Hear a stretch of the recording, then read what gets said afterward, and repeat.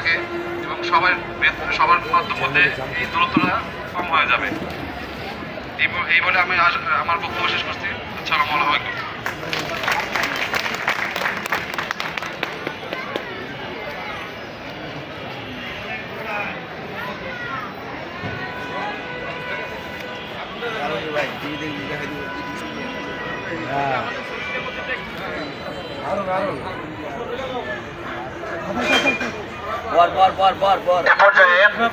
শ্রমিক ভাইদের ভিতর থেকে একজন বড় ভাই আমাদের সামনে তাদের কিছু দাবি এবং দিক নির্দেশনামূলক কিছু বক্তব্য প্রদান করবে।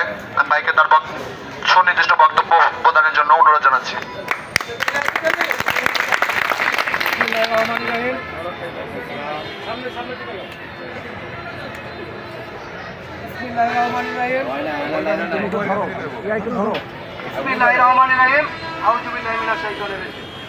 সর্বপ্রথম এখানে সভাপতি শ্রদ্ধা বড় ভাই রুসমত ভাই আছেন, আমাদের পরিচালনা কমিটির কালাম ভাই আছেন, বড় ভাই শ্রদ্ধা ইন্দু ভাই আছেন, আরও যারা জুয়েল ভাই যারা আছেন শ্রদ্ধা বড় ভাই, সবার প্রতি আমার আন্তরিক শুভেচ্ছা ও সালাম। সর্বপ্রথম কথা হলো, আমরা শ্রমিক। আমি আজকে রোডের মধ্যে যে প্রায় 25 বছর যাবৎ আছি।